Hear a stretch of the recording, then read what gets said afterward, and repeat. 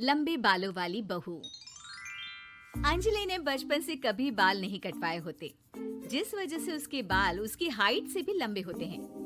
एक दोपहर उसकी मम्मी अंजलि के बाल बांध रही होती है। सुन, लंबे बाल देखने में तो सबको अच्छे लगते हैं, लेकिन जब इनका ख्याल रखने की बात आती है ना, तो कोई तेरे बालों पर मेहनत नहीं करेगा। कुछ समय बाद ससुराल जाएगी, इसलिए क्यों नहीं इन्हें थोड़ा कटवा ले। कैसी बात कर रही हो मम्मी? आप मेरे साथ मेरे बालों पर मेहनत तो करती ही हो, और चाहे कुछ भी हो जाए, अब मैं अपने बाल नहीं कटवा सकती। और आपको वजह तो पता ही है। अपनी बेटी को इतना खुश देखकर उसकी मम्मी आगे कुछ नहीं बोलती। इसके कुछ महीनों बाद ही अंजलि की उत्कर्ष के साथ शादी हो जाती है। तुम्हारे बाल बहुत अच्छे हैं, मेहनत साफ दिखती है। मतलब तुम भी इन पर मेहनत करने के लिए तैयार हो? अरे मुझे क्या मेहनत करनी होगी, चलो जो भी हो बता देना, गुलाम हाजिर हो जाएगा मैडम। पति की बात सुन अंजलि हंस पड़ती है। दिन बीतने लगते हैं, सब कुछ अच्छा चल रहा होता है, लेकिन सिर्फ उसी दिन तक जब तक सिर धोने की बारी नहीं आती। और वो दिन आते ही अंजलि उत्कर्ष के पास जाती है। सुनिए ना, मैं अकेले हेयर वॉश नहीं कर सकती, प्लीज हेल्प कर दो। अरे यार, आज तो बहुत इम्पोर्टेंट मीटिंग है, जल्दी ऑफिस पहुंचना है, कल कर लेना, पक्का मदद कर दूंगा। सॉरी यार। उत्कर्ष वहाँ से चला जाता है, जिसके बाद अंजलि शैम्पू की बोतल लिए सास के पास जाकर उनसे मदद मांगती है। जहाँ अंजलि की बात सुन सास जोर जोर से हंसने लगती है। बावली हो गई है क्या? तेरे बाल धोऊंगी, जब अकेले संभाले नहीं जाते तो इतने लंबे बाल किए ही क्यों? ये कहकर सास भी वहाँ से चली जाती है। अंजलि मन ही मन सोचती है, मम्मी सही बोलती थी, तारीफ सब करेंगे, पर थोड़ी भी मेहनत कोई नहीं करेगा। अब अंजलि खुद ही हेयर वॉश करने बाथरूम में चली जाती है। इस बात को 3 घंटे बीत जाते हैं, लेकिन अंजलि बाथरूम से बाहर नहीं निकलती। सास बाथरूम का दरवाजा खटखटाती है। अरे ओ महारानी, अंदर घर बसाने का प्लान है क्या? यहाँ सारे काम पड़े हैं, तेरे बालों की वजह से हम क्या भूखे मर जाएं? सास की आवाज सुन अंजलि अगले ही पल बाहर निकल आती है, लेकिन सही तरीके से सिर नहीं धुलने पर उसके आधे बालों में शैम्पू और बाकी बालों से पानी बह रहा होता है। हाय नास पीटी, इतने घंटे लगा दिए फिर भी इन्हें ठीक से धो कर नहीं आई। अब क्या सारे घर में पानी पानी करती घूमेगी? अरे कहीं मुझे ही ना गिरा दियो। आज तक कभी अपने आप हेयर वॉश नहीं किया, हमेशा मम्मी हेल्प कर देती थी, इसलिए टाइम लग गया।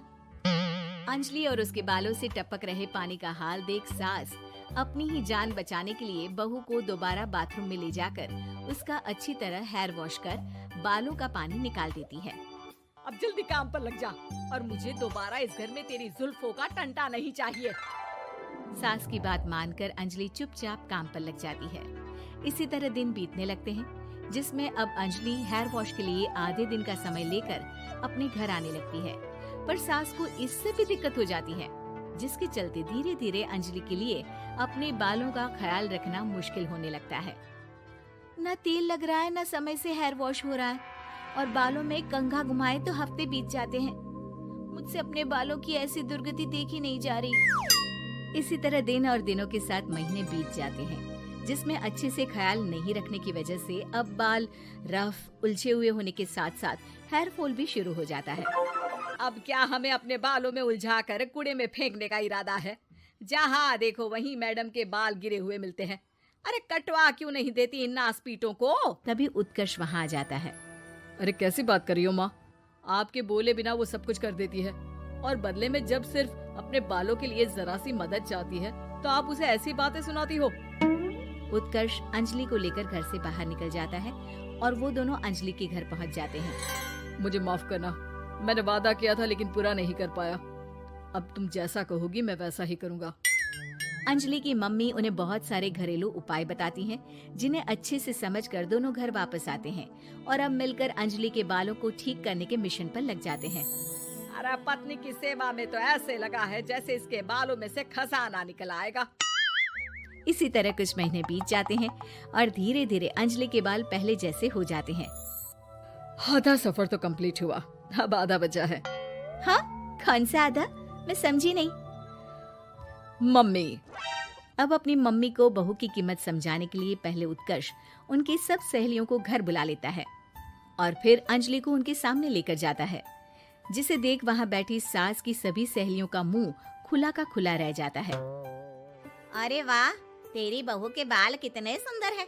आज से पहले हमने कभी इन पर ध्यान कैसे नहीं दिया। और वैसे इतने लंबे बाल संभालना सबके बस की बात नहीं, लेकिन तुम्हारी बहू को देखकर लगता है कि ये इसमें प्रो है।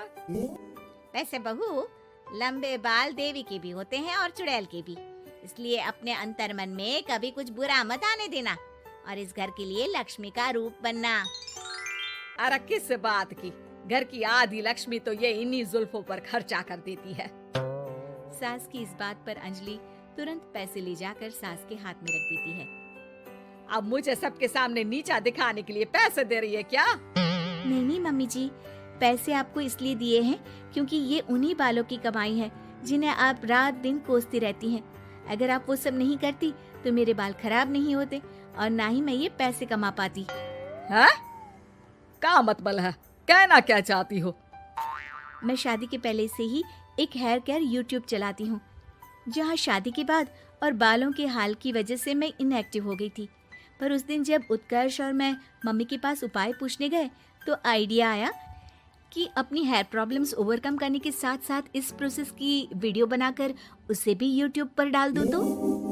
और अंजलि की इस आइडिया से वीडियो हिट हो गई, चैनल के सब्सक्राइबर भी बढ़े, साथ में व्यूज और पैसे भी मिले, जो इसने आपको देने के लिए सोचा। बहू की बातें सुन सास को अपने बर्ताव पर पछतावा होता है और अब सास, बहू और पति सब मिलकर हेयर केयर और यूट्यूब चैनल पर काम करने लगते हैं।